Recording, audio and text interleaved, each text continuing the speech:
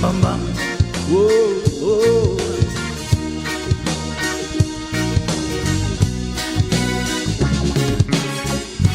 Tara na, sumama ka.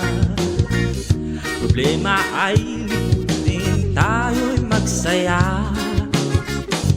Bangon na, halika na. Salubungin natin ang alip ng araw. Iba't ibang karanasan, maraming matutuklasan. Subitin ng kalikasan. Pasyal tayo, libutin ng mundo. Magawak-awak ng kamay, sumigaw ng sabay-sabay. Pasyal tayo, limutin ng lungkot. Wala nang alok pa sa kalye. Tayo na sa aming biyahe. Whoa, bam.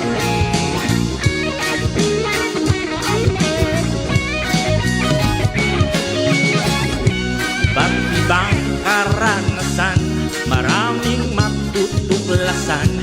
Bitin ng kalikasan. Pasyal tayo, libutin ng mundo. Magawak-awak ng kamay, sumigaw ng sabay-sabay. Pasyal tayo, limutin ng lungkot. Wala nang alok pa sa kalye. Tayo na sa aming biyahe. Oh, oh. Bam. Tayo na sa aming biyahe.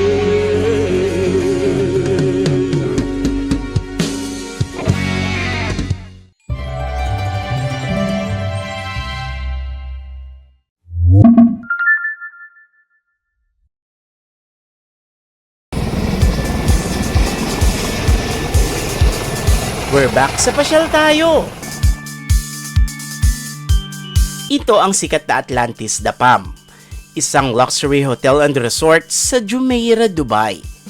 In front of the hotel is the Palm Jumeirah Boardwalk na ginawa sa breakwaters. Dito ay matatanaw nyo ang magandang Arabian Gulf at pag hindi naman makulimlim ay madali nyong matanaw dito ang Dubai skyline. May haba itong 11 kilometro, kaya kung hilig nyong maglakad-lakad or jogging for exercise, the best ito. Sunset ngayon at medyo malamig ang hangin, kaya naman maraming tao ang namamasyal dito. Isa sa mga nakasama natin dito sa Dubai, ang OFW na si Cherry, kapatid ni Engineer Reggie, isa sa ating travel partner, kung saan kinuwento niya ang buhay niya. Guys, so again, nandito tayo sa Dubai in United Arab Emirates at mapapansin naman natin na napakarami ang mga Pinoy dito. At isa sa nakilala natin, walang iba kundi si Cherry Bornales. So hi Cherry. Hello. How are you? So gaano ka nakatagal dito sa Dubai? 8 years na po. 8 years. So kamusta ang experience mo sa pagtatrabaho dito sa Dubai? Kasi napapansin natin napakaraming Pinoy dito. Para sa akin, ang na-experience ko dito, depende kasi sa amo eh. At saka yung sa amo kasi, kahit masungit yung amo, kung marunong kang makikisama, kukunin mo yung loob ng madam mo. Unang-una yung loob ng madam mo. Kasi dito sa United Arab Emirates, ang pinakadabos dito is yung madam, not yung lalaki. Ganun pala. Yung babae ang pinaka-boss. Dito. Kailangan makuha mo talaga yung loob ng madam mo. Kasi pag nakuha mo yung loob ng madam mo, ano ka, yung swerte mo. Kasi yung madam na madam. Pati yung boss kasi nakikimadam na rin. Lahat na decision, madam ang masusunod. Ganun pala dito. So, mahirap ba at first na malayo sa iyong pamilya? Of course, mahirap na malungkot kasi una-una mamimiss mo yung, wari kung may anak ka, una-una mamimiss mo. Pero para sa akin, nandito ako para sa pamilya ko, kaya matitiis ko. Pero yung matitiis ko yung lungkot kasi araw-araw naman may social media, araw-araw pwede ka tumawag sa kanila kasi dito naman free naman yung wifi, ganun. Tsaka ang the best talaga kung may alaga kang bata, mawawala yung lungkot mo pag ganun. Alagaan mo lang mabuti yung mga bata, okay na rin yun. Kasi yung mga amo dito, once na nakuha mo, once na trusted ka talaga, lahat ibibigay sa'yo. Lahat na gusto mo ibibigay, tutulungan ka nila at mamahalin, ganun po. Tsaka napansin ko yung alaga mo talagang gustong gusto ka. Ang alaga ko talaga, mahal na mahal ako ng alaga ko, tsaka mahal na mahal ko rin sila. Ganun po. Yun ang mahalaga doon. So, sa mga gustong magtrabaho dito sa Dubai, alam ko marami ang nagbabalak na magtrabaho dito. Ano yung pinaka-mensahe mo sa kanila? Sa mga kababayan kong mga OFW, dapat kung tayo magtatrabaho dito, dapat totoo po tayo sa ating sarili. Dapat yung honest tayo sa ating mga magiging amo. Kasi kung mga honest tayo, magiging honest din sila at ituturing tayo na kapamilya nila. And lastly, baka meron ka mga gustong batiin. Binabati ko yung family ko sa Pilipinas. Hi! Bornalis family, binabati ko dyan. Tsaka yung mga kaibigan ko dito sa UAE. Mabuhay tayong lahat. Tiis-tiis lang. Ganun po. Ayan, at napakinggan natin ang isa sa mga OFW na nagtatrabaho dito sa Dubai. Next is Gulfam, isang Pakistani worker na kasintahan ni Cherry.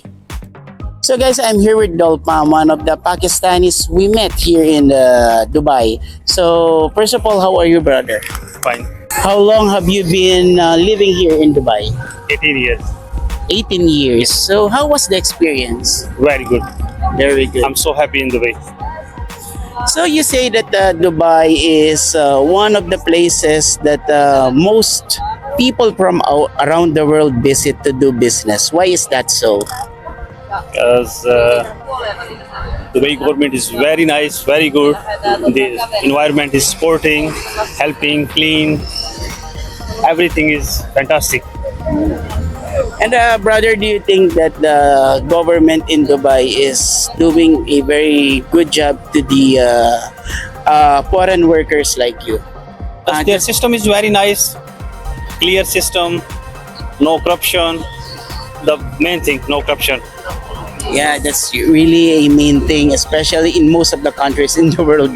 We are really thankful to Sheikh Mohammed who make this environment and who built this country very nice, very nice. And brother, to the other people, especially the Filipinos who are watching right now, what is your message to them, especially those who wants to, travel and maybe earn a living here in this country? For Filipino people, I have a lot of colleagues, Filipinos. They are very hard worker. They are very good people.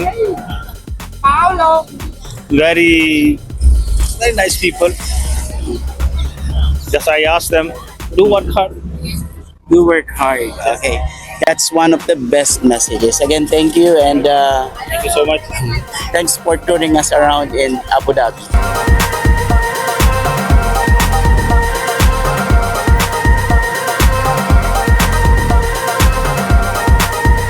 And that was Dubai.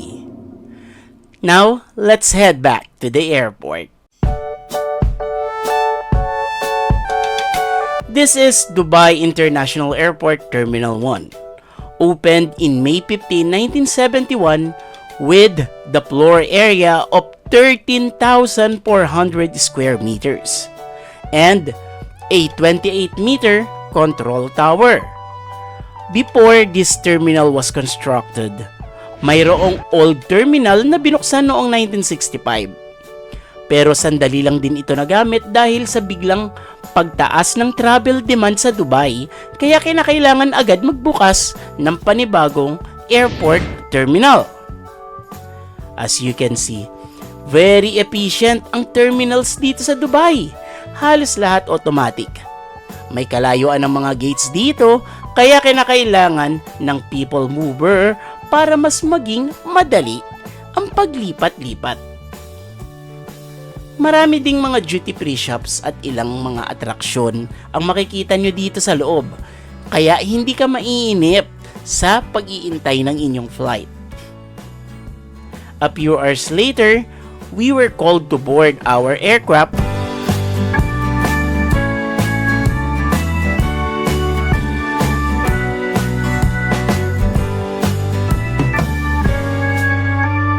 And we're back to Manila after an 8-hour flight. With that, we are back in Manila. And guys, thank you for watching this special episode of Pasyal Tayo.